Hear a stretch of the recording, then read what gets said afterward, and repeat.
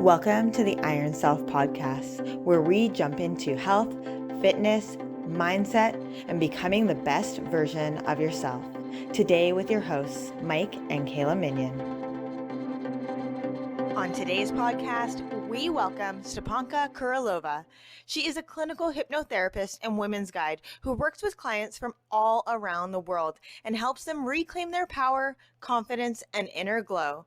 She specializes in helping her clients overcome fears, insecurities, and anxiety that is holding them back from following their desires and feeling magnetic.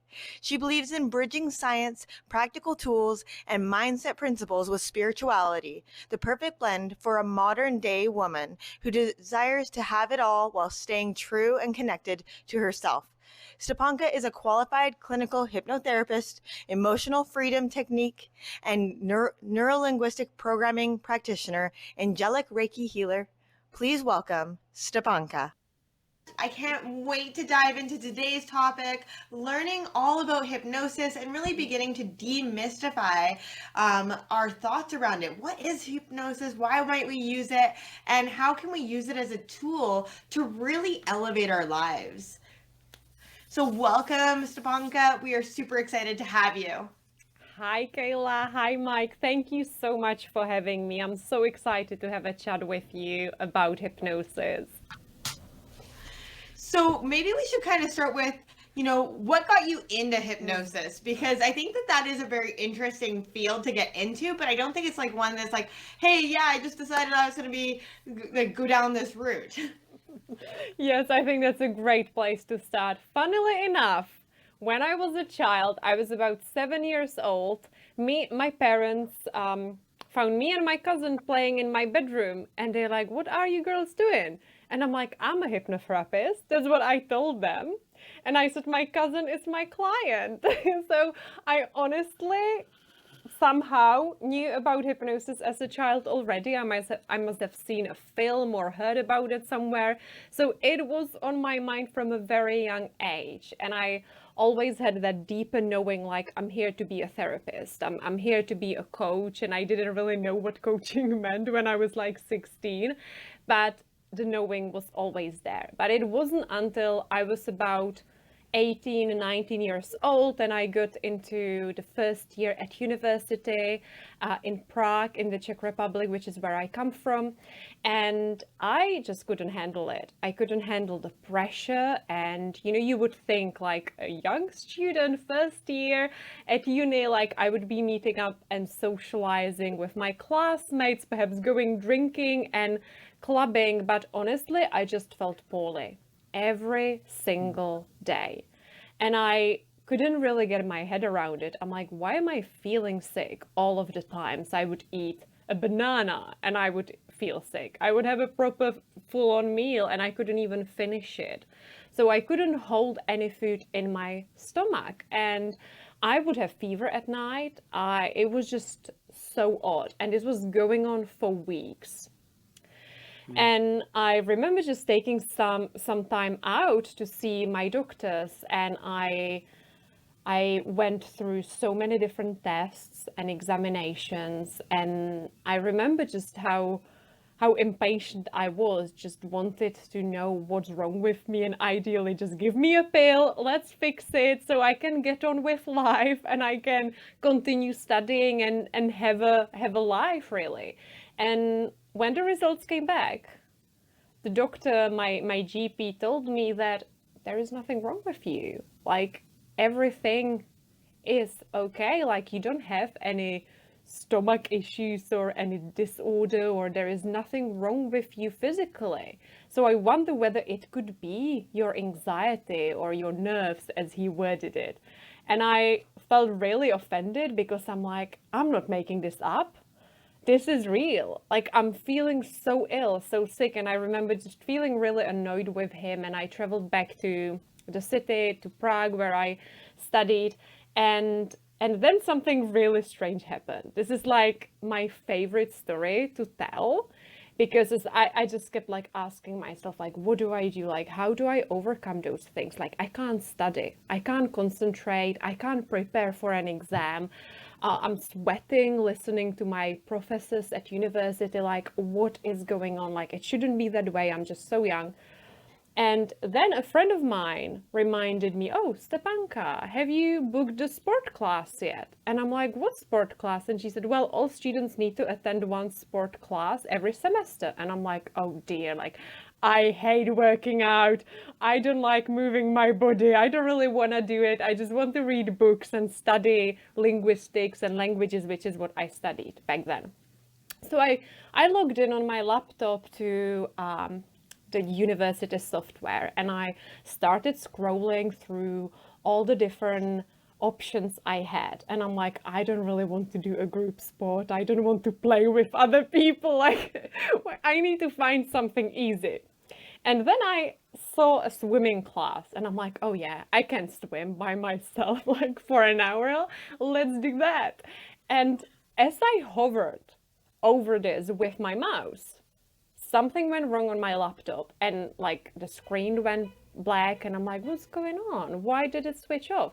So I checked that it's plugged in and the battery is charging. I logged back in and I'm like, okay, the swimming is still there. And I remember being quite nervous whether I'm gonna get in, because all of the new students were booking the sport classes, and I could already see that some of them are fully booked. So I'm like, okay, well, let's just book this.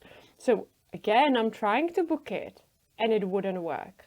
My laptop just went funny. The screen would start flashing, and I'm like, what's going on here? It was like really creepy. I'm like, is someone messing with me?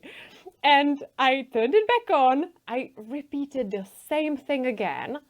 And it says, oh, your sport class has been booked. And I'm like, have I booked it then? What's going on? So I opened my profile, and it said, you booked yourself a yoga class. And I'm like, yoga? Well, all right, I'll give it a go. I just want to have this over. So in the next couple of days, I traveled to this yoga class. It was on the other side of the city.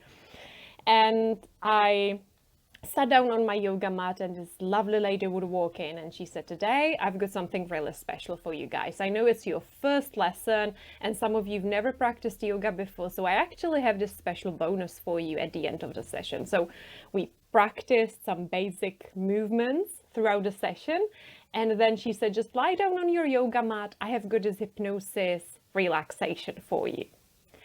And I lied down. I remember just getting really excited. I'm like, oh, hypnosis. Yeah, I used to dream about like trying hypnosis. I used to practice that with my cousins. Yeah.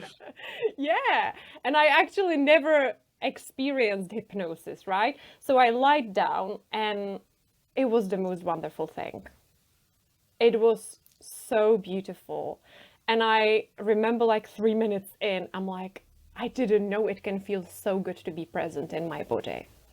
I didn't know my mind is that strong that I can actually relax all these muscles. So it was a very basic hypnosis, to be honest. Now looking back at it, I know it was like one of the basic techniques you learn as a student. And it's more like a relaxation technique when you use your mind and breath to go through different parts of the body. But it was structured as a hypnosis, and I loved it. So straight after the session, I walked to this teacher. I'm like, where do I get this? Like, how do I get this recording? I need to listen to it every single day. It was a very profound experience for me. And she actually became my first ever mentor, a teacher, someone who I could go to for sessions, and she really guided me, and I practiced the same thing twice a day for a week, and all of my stomach problems, all of my anxiety related issues disappeared. So that was my first experience. That's awesome. It's powerful, right? Yeah. It's amazing to see, just what the divine has provided for you, right? Like just trusting that the universe has a plan for each one of us, and seeing just how that plan played out. And we all just kind of fall into place exactly as we should, right? And it's never where you think it's going to happen. So I love that it just, you kind of had that knowing, and then it just kind of showed up. I love that you were going to go for swimming too. You're like, I know how to swim. I'm just going to swim. And the universe is like, but wait, I have something better for you. I know, it's such a funny thing. And honestly, it was such a profound experience for me. Like this whole thing, like me trying to book this Wednesday evening swimming class. Like I still remember it was on Wednesday evening, that swimming class, and yoga was on Wednesday morning, because I'm like, what is going on? It just felt so unreal. It was like, I'm like, it's literally someone like messing with my laptop. Like maybe the server is broken. Like it was a big deal in my life, and then it turned out to be one of the best things, and my life completely changed. Within that first year, I would be attending those lessons, my teacher would recommend different books, and I'm like, I finally feel like I'm on the right path. To be honest, I don't want to study linguistics and literature, which is what I was studying. I'm like, I just want to be reading about meditation, about hypnosis. So honestly, I wish I could tell you that the next year I was a qualified hypnotherapist. It didn't happen that way. It was a lot of years in between.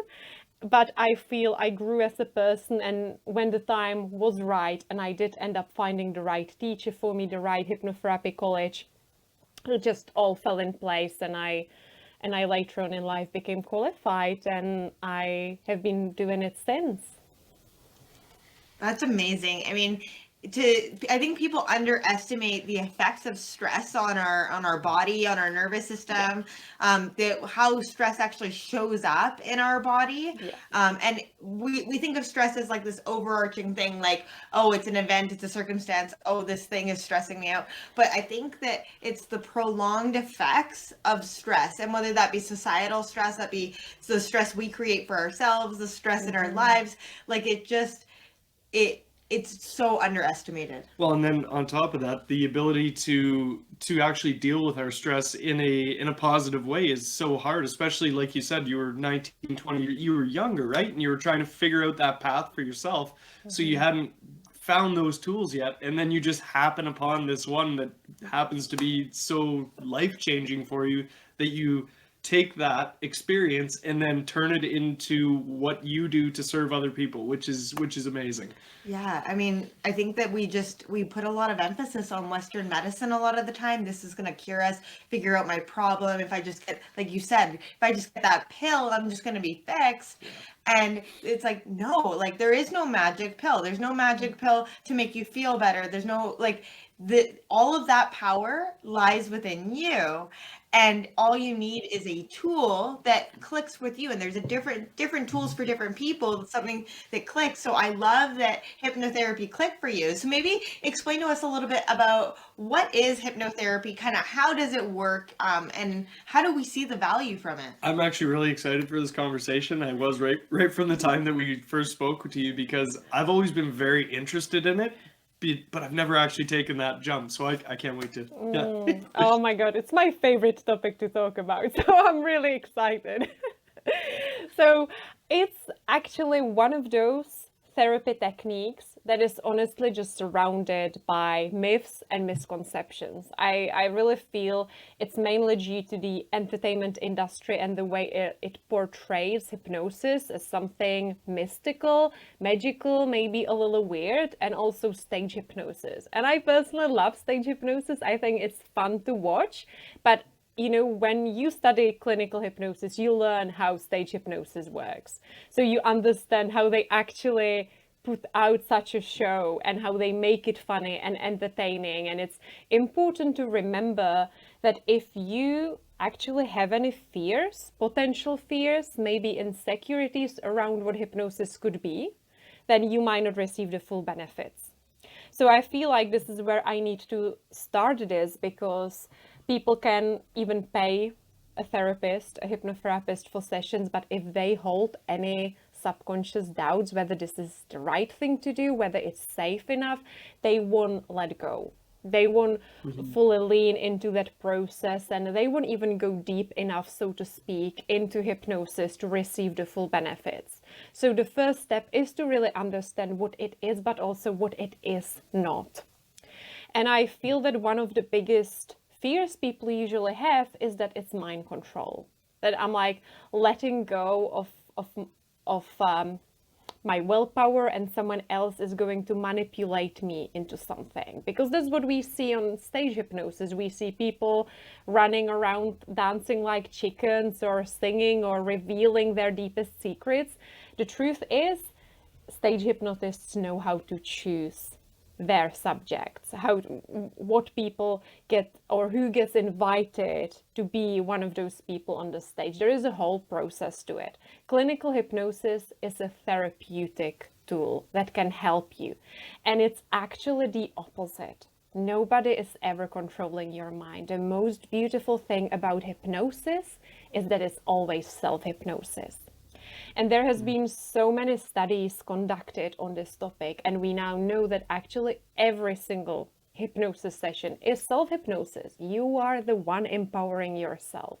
And I feel that's the thing I love about hypnosis the most, that you don't even have to build codependency with your therapist. It's not like you need to wait for another session to get better. You can work with it yourself. You can work with hypnosis and this natural ability of yours between sessions, or even after you stop working with your hypnotherapist, and you can continue using the things you have learned. So simply explained, hypnosis is a natural ability of your mind to focus. However, we focus on various different things throughout our day, but we also experience hypnosis many times throughout our day. So I feel like I could perhaps give you some examples to make it more tangible and to make it easier to understand. So perhaps do you guys drive? Yes. Yes. Autopilot. Exactly. That's it. So let's say you drive your kids to school. Well, that's probably a journey you have driven many times before. And all of a sudden you're like outside their school and you don't even remember driving past that hospital. You don't remember driving past this shopping mall or whatever there is on the way to the hospital, because you are focusing on either talking to your children, you are focusing on just the things in front of you, what is going on around you, the other cars. If you are a new driver, you might be focusing on how to change the gear, for example, so it changes depending on where we add with our confidence and so on. But you were not focusing on all of those buildings unless you are looking out for one, unless you are driving somewhere new and you know the place where you head in is next to a red building, then you might be looking out for that. So you are channeling your focus in some way. Another good example is perhaps you are reading a book and you are enjoying it so much. It's such a gripping book, and someone is trying to talk to you and you're like, oh yeah, I'll do that. And you have no idea what they said. Your partner could be asking like, oh, what shall we have for dinner? And you answer, yeah, I agree. Let's do that. And he's like, what? So that's again a form of hypnosis, because you are focusing on something else. And my favorite example, which I believe so many people can relate to, is if you are in a busy venue, perhaps a pub, a restaurant, and you are there sat with your friend. And your friend is sharing something really important, but it's a busy place. Other people are drinking, talking, but in that moment, it's like all the other noises and sounds dissolve. It's just you and your friend, and you are hearing what they've got to say, and that's what you are focusing on. So in the same way, we use therapeutic hypnosis. We get you to use your mind in a certain way, and you give your focus, your energy, to, let's say, a thing which you desire to create in your life, or a habit which you would like to build, or a habit that you would like to release. And then obviously this is an easy, simple explanation, and then you have various different techniques of how we use your focus and energy within a hypnosis session. Is it making sense? Totally. Yes. And I love that it is an emphasis on focus, because that is one thing that we often will say to our clients, is that you need to focus on one thing, not 10,000 things. Because if you focus on 10,000 things, you're not going to get the result that you're looking for. And so this is kind of like taking that focus and making it even greater It's like amplifying it. Yes. Yeah. Well, and I love that it brings the subconscious mind in too. Like you're saying, when you're like when we drive our kids to school, or when I drive my son to daycare, things like that, where it's like your subconscious mind just kind of takes over, and you don't know how you got there, but you get there, right? So it's I like that you use that example, because that for me, because we drive so often, does resonate very well. Well, I had to set like benchmarks for myself along like certain drives, because I'm like, I would not know where I was, and I had an incident where, you know, my tire popped on the vehicle and I didn't know where I was because I was on that autopilot, and I'm like, where am I? She calls me, she's like, I'm along the side of the road somewhere with a pop tire. So I started setting those benchmarks, so I would always know, like, hey, I've hit this benchmark, like, throughout the process. But again, you put that focus in, so then you consciously are being aware of, okay, I'm at that stop sign, or I'm at that post.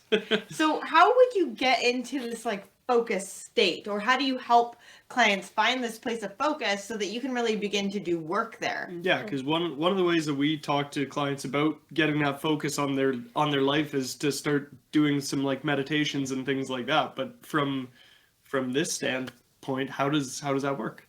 Yeah, absolutely. And a meditation could be a really great tool. I find that sometimes people can struggle to meditate on their own because it is such a new thing. It's such a new habit, and it's something we are not used to in our modern society. We are used to being distracted with a million different things at the same time, and it's just getting worse with us being addicted to our cell phones. So I actually find that it's way easier to follow a guided hypnosis recording than trying to meditate on your own.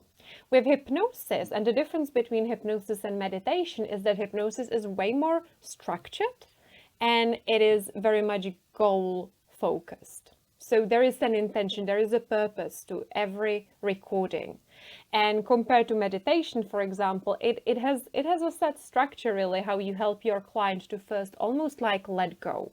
You know, letting go of the day, letting go of their to-do list, which is what might be on their mind, perhaps thinking, I don't have time for this. I don't know whether I can practice hypnosis for 15 minutes. So you really help them to release all of that.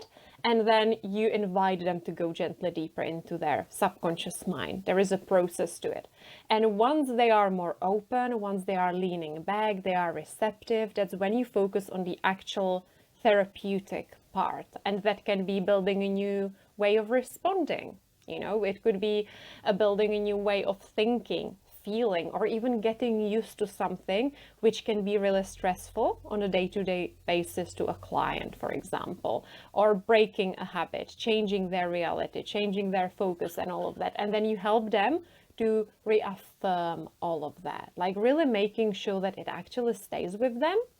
And then you guide them out of hypnosis. So I feel that's perhaps why it's easier to follow a hypnosis recording or a hypnosis session, because it gives you steps so clearly. So you literally have to follow. Like, I need to follow her words because otherwise I'll get lost. And I find this can be a really great way to help my clients with focusing, with their concentration, and almost like becoming aware of what they are thinking, of what they are feeling, because many of us also live our lives being disconnected from that. And it's only when things get really difficult that we either explode or we feel completely overwhelmed by life or emotions. So is hypnosis something that somebody with like a busy mind can do? Because I get lots of clients that have busy minds. They can't relax, quote unquote. I pull the recordings. Come on now. But no, like they often have a hard time with things like yoga and those kinds of things because their mind is quiet their mind. Yeah, they can't quiet the mind, and the mind is thinking about 10,000 other things that they could or should be doing, which from a yoga standpoint, these are the people that should be doing yoga. But from your standpoint, like, is this something that somebody with a busy mind can do? Is it for everybody, right? Are there people that can't be hypnotized because their mind just won't quiet?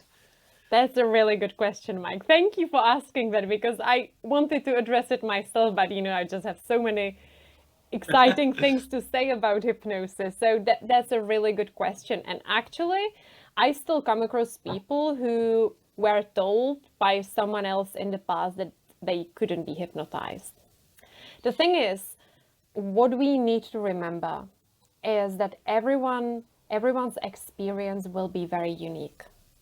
And I feel this is why sometimes people think I cannot meditate, I cannot be hypnotized, because it should be this weird out-of-body experience, or because I should be zoned out completely, or maybe I should not remember what happened. So there is still a certain level of all those different misconceptions people hold about hypnosis. The thing is, it's very, very unique. And my experience of the same technique might be completely different to yours. And this is when we need to really explain it to our clients that a busy mind can be really busy, but you can still meditate. Like, you can still meditate. It might just look different to you while you're getting used to it. It is almost like going to the gym. Like, the first couple of times it will be really hard, but the more you do it, the more you do it, the easier it gets. So if I have been working with someone for a while, and I know they actually know the drill, they know the procedure, they know what happens, I can literally just ask, adopt a hypnotic mindset. And they know what to do themselves. They just take themselves back to that level of relaxation they had already experienced before, and we can go straight to that therapeutic part of the process. On the other hand, if it's a client who says like, I struggle to sit still, I can't think clearly, or I'm just so busy and I can't stop thinking, like my mind, it's a monkey mind, like I can't stop thinking, then I would know, okay, there's someone who I need to help to get into it. So maybe there will be a longer induction process, which is what we call it in hypnotherapy, helping them to release their thoughts, helping them to let go of their day, and they might need more time to actually relax and lean back. Yeah, it sounds like it, and I mean, correct me obviously if I'm wrong, but it sounds like if somebody has a very egoic mind, you almost have to take them out of that ego, like monkey mind state, and teach them to relax before you can proceed. Does that sound about right? Does that resonate? Yes, it's almost like also helping them to understand that their experience is perfect for where they are at. They might not need to, like, they might not have out-of-body experience on a first session, and it's also important to remind them that that's not even necessary. You know, the experience you will have, whether it's in a yoga class, during a meditation, or with a hypnotherapist, is perfect for where you're at. And those experiences will change and shift. And also people sometimes think like, oh my God, I need to be really deep in hypnosis for it to work. Like I need to be almost like unconscious. That's not true. Actually, the more you are aware of what, let's say, the hypnotherapist is saying, the more effective it is. So on the internet, on Amazon, or wherever you look, you will find sleep hypnosis. Like sleep hypnosis recordings, lose weight while you're asleep, and so on, and just play it at night and it will do the work for you. Well, it can be helpful, right? It can help with your mindset, but actually it's way less effective as being conscious, being awake, listening. And I don't even have my clients lying down. I'll encourage them to be sat upright in a chair, because I don't want them to fall asleep, because it becomes less effective.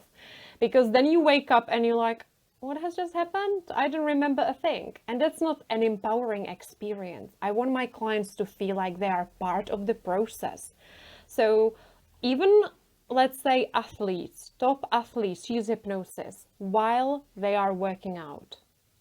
Marathon runners use hypnosis to keep going when it gets really hard. Are they relaxed? No. They are engaging their muscles. They are running, they are moving their bodies.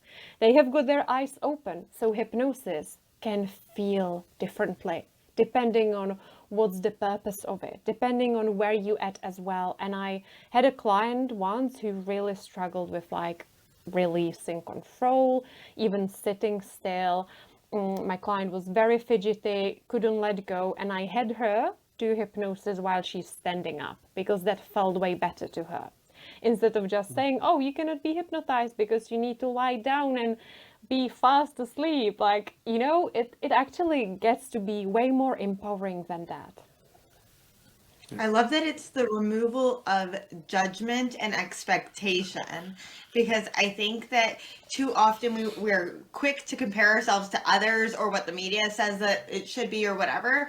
And removing that expectation is like, this looks different to each person. And maybe when I show up today, it's going to look different. And I think that that's something that that's a life skill right there. Like regardless, like hypnosis or not, like each day is different. So showing up in your day without that judgment and expectation and taking that into all of your experiences, I think is like a critical skill unto itself. Now, I'm really curious, how does hypnosis really begin to bring on the change in your life? Like, because it's like, it's one thing to come into this like relaxed state and to reduce that stress. And I already know that like, those are already huge, huge benefits. Like, if you're going to do hypnosis for no other reason, just to get out of that stress state, like high five, all the power to you. Yeah, lower the cortisol. But what else does it do? Or how do we bring on that change with it? So let's say if you are someone who is used to chaos in your life, and sometimes we don't make that choice. Maybe we grew up in a household where things were chaotic, and then subconsciously we have this programmed as the normal. Like, there is chaos in my life. It has always been there. And even though logically it doesn't make sense, subconsciously we tend to recreate patterns. And we repeat the same things, so we tend to attract similar things. So chaos could be a good example, maybe chaotic household somewhere where we were growing up, and then all of a sudden, like, we are grown-ups. And we create this unnecessary drama without us even wanting to do that or knowing we are doing it. It's because that's what we know as the norm. Because that's something we have experienced for a long time, so we subconsciously recreate it over and over again. So in that case, hypnosis can really help you break that programming, and it can help you see and experience that safety, healthy relationships, happiness, calmness are actually beautiful and safe for you. So you would help that client to feel that within that hypnosis session and choose different thoughts, choose different emotions, and recognize that actually, like, I am the co-creator here. I am a co-creator of my experience. In another way, let's say someone who is struggling with a habit, a bad habit of smoking, or let's say snacking, snacking late at night, eating loads of chocolate, or emotional eating, right? Overeating and so on. You would help them even see that experience from a different angle. So I would guide that client to actually see what they are doing, what it is doing to their bodies, which can feel quite daunting, but then we use that emotion as a way to change. We will use that emotion to fuel their desire to change and feel more motivated. And then of course you shift it into something different, so they end up feeling really empowered at the end of the session. And you start almost like rehearsing a new way of responding, a new way of thinking and feeling. And I like the hypnosis I am trained in is a lot about like cognitive behavioral therapy. So it's cognitive behavioral hypnotherapy, and you focus on the behavior, on thoughts, and on your emotions while guiding client through a visualization, for example. So you would anchor all these aspects in the way they behave, the way they think, the way they feel, and the kind of things they are saying to themselves inside their minds. Because as we know, that's an important thing. But if we don't consciously change our thoughts, we keep thinking the same things every single day, as you guys probably know. No, I love this. So I don't know if you knew about like the experiment with that they had done with rats in regards to like the level of comfort, and where, so what they did was they took these like rats and they gave some of them like a really calm living environment, and then they had like a chaotic thing happen, and the rats actually ran. And then they had a really chaotic living environment, and then they had a chaotic experience happen. And what happened was that the rats would go back home where the chaos already was, because it was a level of comfort. So when you're talking about like that level of comfort, when you've got the chaos in your life, like chaos breeds chaos. We all have that friend that's like everything that could possibly go wrong to that person does, but you listen to that, they are bringing in that vibrational chaos because they crave it. It's a level of comfort, familiarity.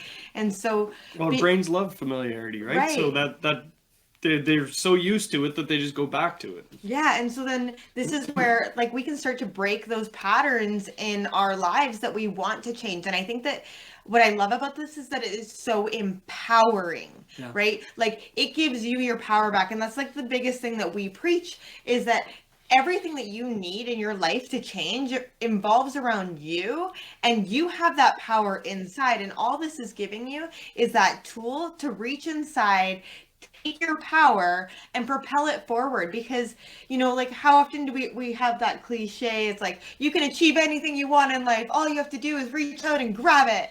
And people are like, you haven't seen my life. But like but I think that here it's like, no, you just need to like truly believe in that piece about yourself and be able to pull that out of you. Well, and I love that you brought up felt sense too, where it's like, to change the habits, say you got to show them that they need to be able to feel that, right? Feel their emotions, and then use that to empower it too. So yeah.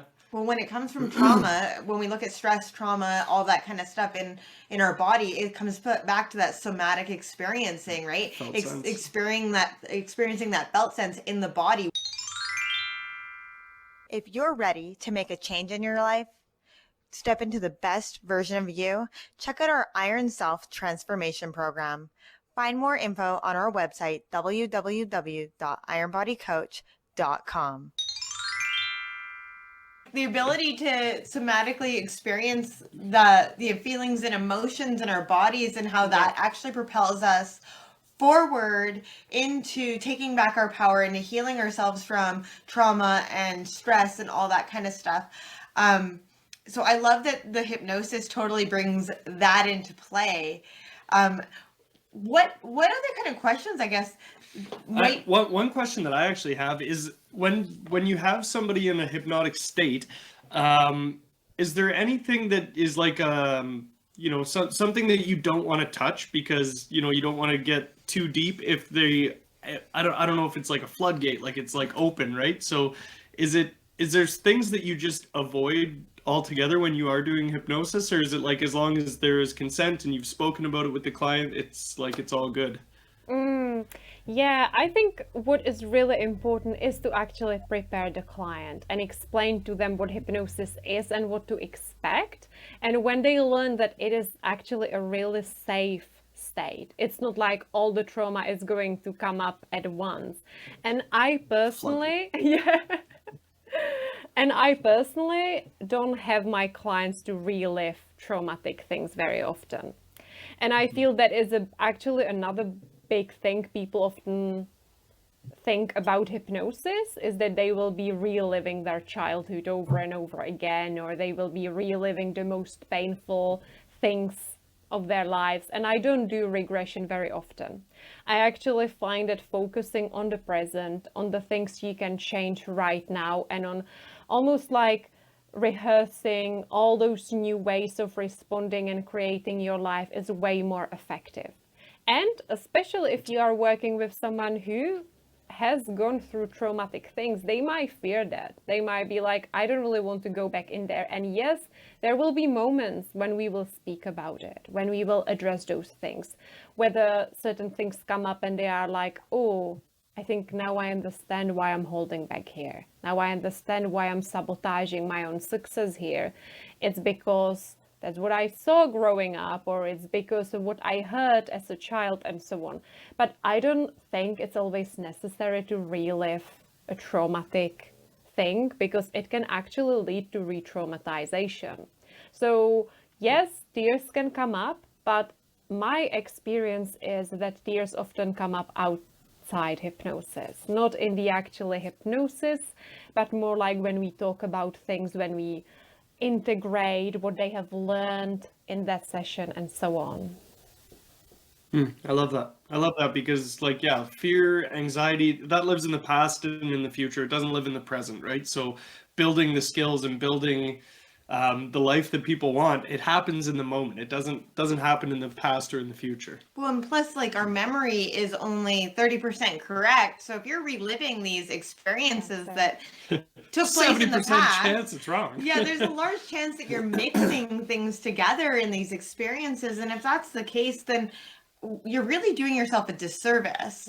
I know when we talk to clients about overcoming trauma, anxiety, worry, those kinds of things, we talk about the somatic experiencing the emotions in your body. Where are you feeling it in your body? And allowing that emotion to sit, experience it, and then let it go. But that's the difference between feeling an emotion and becoming an emotion, right? And I think that that's the same thing that you're kind of doing, where you're saying, let's recognize these emotions that are coming up. Let's recognize the behaviors that I'm having. Let's look at it from this other perspective. This is where change creates, because you get to choose what change you're going to make. Absolutely. I love the way you described it. It was, so well said. And this is it, like, false memory syndrome is a real thing. And I experienced it myself as a client with someone else when I was guided to relive something, and it was the most traumatic session I ever experienced, and I would never go through anything like this again. And then I'm like, that's not even true. Like, the things I was guided to envision and see and visualize, and honestly, like, our memory is not is not reliable enough to do that. So if things do come up, like you said, we address them, we acknowledge them. We don't want to avoid anything, because it's important to actually accept emotions when they come up. But we don't have to reinforce it. We don't have to talk about it over and over again. So I feel like I almost like combine these two things. And I think it's really important to focus on the future, on the present moment, and really seeing what you are choosing to create right now. I love that. That's awesome. Because that is like that. This is your entire life. Everything that has taken place in your life up until this point has made you who you are and has brought you to this situation in your life. So the only true path forward is to cultivate your life moving forward from here and now, not changing what took place before, but really beginning to fall madly, deeply in love with this human that you are, and to take that and just empower yourself forward to really, truly begin to live the life of your dreams. Yes. So how many sessions does it usually like take for somebody to start to see benefit from hypnosis? To be honest, it all depends.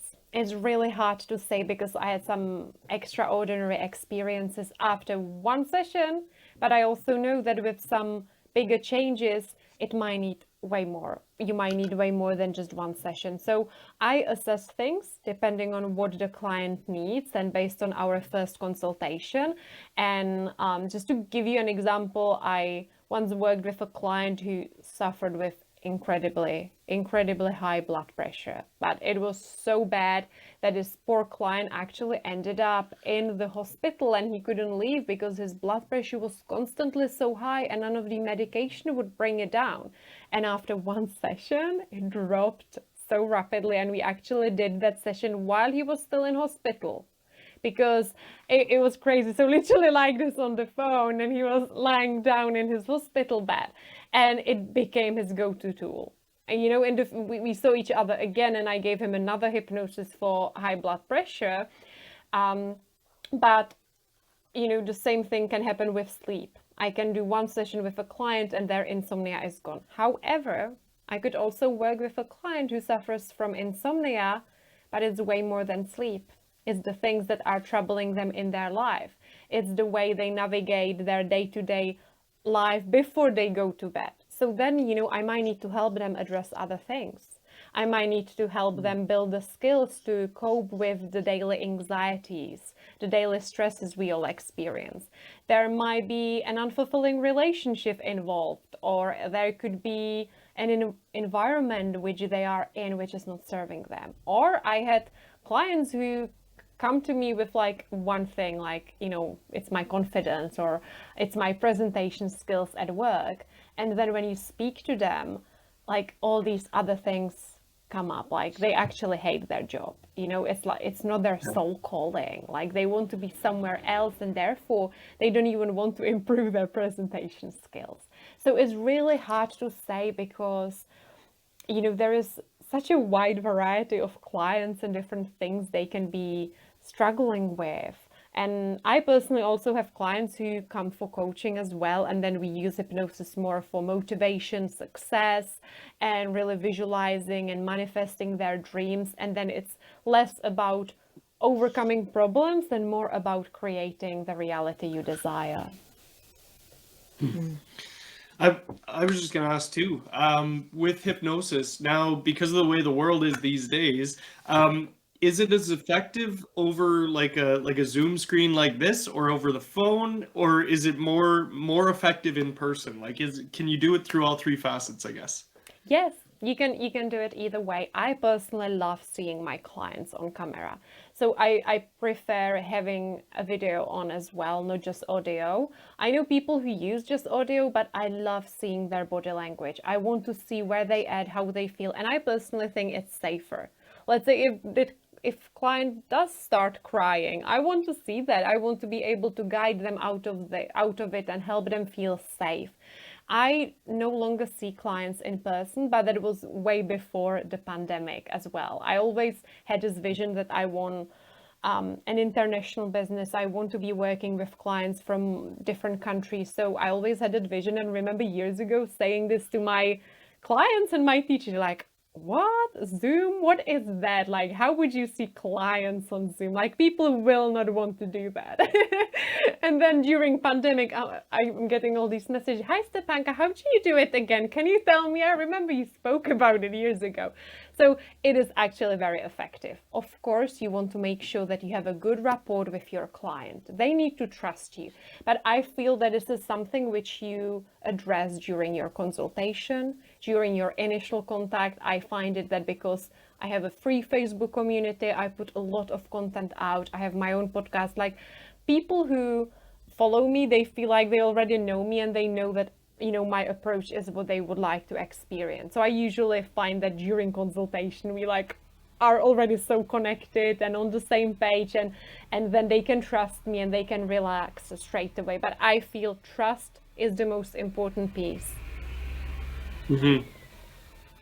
I love that trust is so important between like you and your clients. And I think that honesty is so important from what I'm hearing you speak about, between you and yourself when it comes to truly receiving the benefits from the hypnosis. Is like it's a deep dive into like true self honesty, like really taking that leave your ego at the door. We're diving in. Exactly. Yeah. I absolutely love this. Yeah. So you mentioned that you have like a private community, and you've got your own podcast. Maybe like share with our listeners, where can they find you if they're interested in finding more about hypnosis? Where's the easiest spot to get in contact with you? Yeah, so I've got a website which is hypnocoaching.me, and that's where you can find everything. That's where you can find some free resources as well. My podcast is called the Inner Glow podcast. It's all about tapping into your inner radiance and feeling empowered and overcoming insecurities and fears that might be holding you back. And I also have a free community called New Earth Women that is just for women. Sorry, Mike. I'm not trying to leave you out at all. I'm sorry. It's all good. And this is where I share bonus content just for the people, for the women who are within that community. I also share like EFT videos and tutorials, and you can tap along with me. So yeah, there is plenty of free things. I'm also on Instagram. I actually don't know whether I follow you guys. If you are on Instagram, I need to connect with you, and it's at New Earth Woman. Fabulous. I will link all of that through in the show notes. Make sure that everybody can get in contact with you, because I truly believe that the service that you're offering is like one of those wonderful missing links in so many people's lives, because if we can have that one tool that just elevates us that much more, I think that this is like the golden wheelhouse, right? Like we all have all these other tools that we use throughout the day, such as like eating healthy, that's going to make your body feel better, and moving our bodies, and all of these other things. But a healthy mind state is so critical to an overall healthy body state. Well, it's like we said on we had a podcast we did on failure. I think it dropped last week, and it was like, you might be missing one thing. You could have everything else just perfect in your life. You're literally missing that one little thing that might just push it over the top and completely change your life. And for all we know, that could be hypnosis for one of our listeners today. So we love being able to share this with everybody. Yes, thank you so much for taking the time here to share your knowledge and expertise with everybody. We are truly, truly grateful. Thank you so much. I loved talking to you, and I feel like I could talk to you for hours. So thank you so much for having me today. It was such a pleasure to be here. If you loved today's podcast and want more information about Stepanka and the services that she offers, you can check her out at hypnocoaching.me or find her on social media under New Earth Woman. Thank you so much for joining us here today. If you love this podcast, please share it with a friend, a family member, share it on your social media, let others know about our podcast, because that is how we share our message with the world. Please stay tuned for more episodes. Bye for now.